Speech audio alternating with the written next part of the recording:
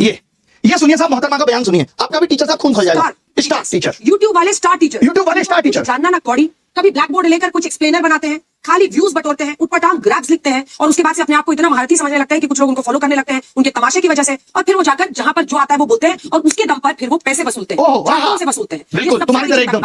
ये जो एक्सप्लेनर बनाने वाले यूट्यूबर्स हैं और जो शिक्षक हैं उनमें फर्क है, वो फर्क सबको समझना पड़ेगा। ये जो आकर पैसों के लिए अपना धंधा बना रहे हैं एजुकेशन को, वो एक तरफ है, और इसी वजह से स्कूल्स, कॉलेजेस, यूनिवर्सिटीज में पढ़ाई नहीं होती है।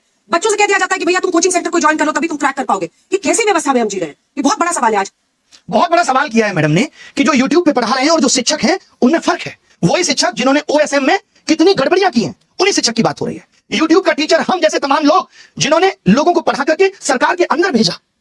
सोचिए, वो मैडम कह रही है कि फर्क होता है। फर्क मैडम रियल मीडिया और आपके जैसी चाटुकारी मीडिया में भी होता है। पता है आपको, ये समझना पड़ेगा। जिस तरीके से आप कह रही ना व्यूज के लिए, आप TRP के लिए किस तरीके से स्टूडियो के अंदर घमासान कराती हैं वो दुनिया ने देखा है कि कोई लॉजिक नहीं, सिर्फ उलूल जुलूल बातें। ये पत्रकारिता है तुम्हारी, इसको नंबर मिलने चाहिए। ये पत्रकारिता है। ये देखिए, झालमुड़ी सिर्फ एक स्ट्रीट फूड नहीं है, ये इमोशन है। ये इमोशन है झालमुड़ी, एक जज्बात है जिसमें सरसों के तेल की तीखी खुशबू, एक ऐसी कहानी बनाते हैं जो हर बंगाली के दिल में बस जाती है। जो आपने पोएट्री चिपकाई है ना, कसम से मजा आ गया। सोचिए कैसे कैसे मीम बन रहे हैं तुम लोगों पे। जहां जाते हो वहां लोग मोदी मीडिया, गोदी मीडिया चिल्ला के संबोधित करते हैं। सड़क पे निकलने की औकात नहीं बची है, मालूम है? इस देश के एंकर्स की सड़क पे उतरने की औकात नहीं बची है। अब इनका लोग गिरबान पकड़ के पूछ लेंगे कि क्या कर रहे हो। आपको तो चौथा स्तंभ कहा जाता था। पिछले साल रैंकिंग 153, इस साल 157 है, और वो यूट्यूब के एजुकेटर्स पे सवाल उठा रहे हैं। तुमने क्या किया भाई? कभी प्रधानमंत्री से तुम सवाल पूछ पाए?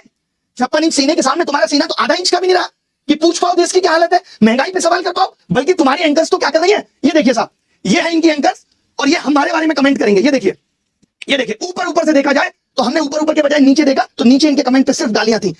1 मिलियन के करीब फॉलोअर्स हैं, पोस्ट पे 1000 लाइक नहीं है, और नीचे देखा हमने तो सिर्फ गालियां थी। क्या वफादारी की है तुमने देश के साथ? नहीं। कितने पेपर पिछले 7 साल में लीक हुए, 80 से भी ज्यादा पेपर, और कितने तुमने अपने स्टूडियो में लोगों को बुलाकर सवाल पूछे। तुम्हें सिर्फ TRP चाहिए, इसलिए 4 प्रवक्ता बिठा लिए। आज क्या हो रहा है? पहले चाहते थे कि मीडिया आवाज उठाएगा, अब क्या उठाएगा मीडिया? आवाज खाक उठाएगा। देखिए मैडम ने आवाज उठाई, और किस तरीके की आवाज उठाई मैडम ने कहा ये टीचर्स, मालूम क्यों? क्योंकि ये टीचर्स आप लोगों की आवाज बन रहे हैं। इनको आपत्ति है कि ये क्यों शिक्षक आवाज उठा रहे। इनका बस चले तो इन्होंने वेदांत जैसे बच्चे को पाकिस्तानी करार दिया। सोचिए, एक बच्चा जो OSM सिस्टम का शिकार हुआ, जिसकी कॉपी को बदल दिया गया, उसको इन्होंने पाकिस्तानी बता दिया। आज आप देश में सवाल पूछेंगे तो आपको राष्ट्र विरोधी घोषित कर दिया जाए, और कुछ भी नहीं इसके अलावा। महंगाई पे ये लोग जस्टिफाई करने पे लगे हुए हैं कि महंगाई कुछ भी नहीं है। इस मंदबुद्धि पत्रकार को ये नहीं पता कि जब से पेट्रोल डीजल के दाम बढ़े हैं, ये लड़की नताशा यहां बैठी है, इसके मकान मालिक ने पर रूम 3000, खाने की कीमतें बढ़ गई। और इसका छोड़िए, आज मैंने देखा यूपी में 10 रुपए प्रति यूनिट 10% बिजली के दामों में बढ़ोतरी हुई है, और ये क्या कह रहे हैं, ऊपर से कोई फर्क नहीं पड़ता। वाह, कमाल हो गया सर। शर्म आनी चाहिए तुम लोगों को। कभी देखो गिरेबान में झांक के, लोगों को नर्क में जगह मिल जाती है, तुम्हें वहां भी नहीं मिलेगी। शिक्षकों पे जैसे कौन, खान सर जैसे लोग भाई आवाज उठा रहे हैं। तो ये क्या कह रहे हैं कि ऐसे टीचर्स और तमाम शिक्षक आवाज उठा रहे हैं। बच्चों की कोई SSC GD की आवाज बन रहा है, कोई UP एग्जाम्स की आवाज बन रहा है, कोई SSC की आवाज बन रहा है, इनको आपत्ति है। ये कह रहे हैं कि इसीलिए यूनिवर्सिटी में पढ़ाई नहीं हो रही क्योंकि कोचिंग है, और जबकि उल्टा है कि यूनिवर्सिटी में पढ़ाई नहीं हो रही इसलिए कोचिंग बनी, क्योंकि भारत का एजुकेशन सिस्टम इतना कमजोर पड़ गया था। कमाल हो गया भाई। एक एक करके हर एक चीज पे बात करेंगे। बहुत अथाह दुख है दिल के अंदर, इन सबकी भी गांठें तोड़ेंगे, बताएंगे हर एक चीज के बारे में। अंजना की बच्ची कह रही है कि YouTube टीचर्स को 2 कौड़ी का ज्ञान नहीं होता। मैं अपनी बात करूं तो 5 बार सरकारी नौकरी निकाल के YouTube पे फ्री पढ़ाने निकले थे, और आज भी अभिनव मैथ्स ऐप खोल के देख लीजिएगा, किसी कोर्स का कोई प्राइस नहीं है, देख लीजिएगा खोल के। हमने शिक्षा को फ्री बनाया, और तमाम ऐसे शिक्षक थे जिन्होंने शिक्षा को अफोर्डेबल बनाया। कोचिंग किस दौर में नहीं थी? किस दौर में कोचिंग नहीं थी? बताओ मुझे। मैं एक सवाल तुमसे पूछना चाहता हूं अंजना, आप कहने लायक आप हो नहीं, कि अगर YouTube टीचर्स को कुछ नहीं आता तो जो लाखों बच्चे JEE NEET, SSC, bank, railway, UPSC, JEE NEET और अन्य परीक्षाएं निकाल रहे हैं, उन्हें पढ़ा कौन रहा है? चाचा तुम्हारे हैं? हम ही लोग ना उनको दिशा दे रहे हैं।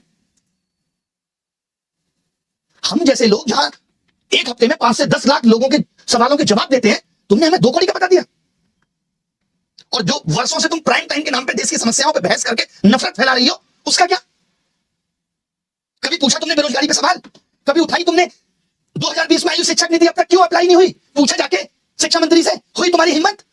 प्रधानमंत्री के इंटरव्यू में तुम लोग पूछते हो बटुआ रखते हो कि नहीं, आम कैसे खाया? आप तो फकीर वाली जिंदगी जीते हो, जबकि तुम्हें दिख रहा होता है कि 10 लाख का सूट पहना बाबूजी ने। पेपर लीक पे इतनी बहस हो गई पिछले 1 महीने में, जमीन पे क्या बदला?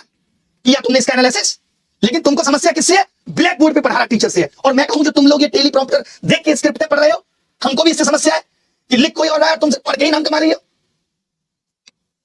अगर स्कूल कॉलेज यूनिवर्सिटी इतने शानदार चल रहे हैं तो क्यों आ रहा है बच्चा यूट्यूब पे पढ़ने, और क्यों कोचिंग की तरफ आ रहा है?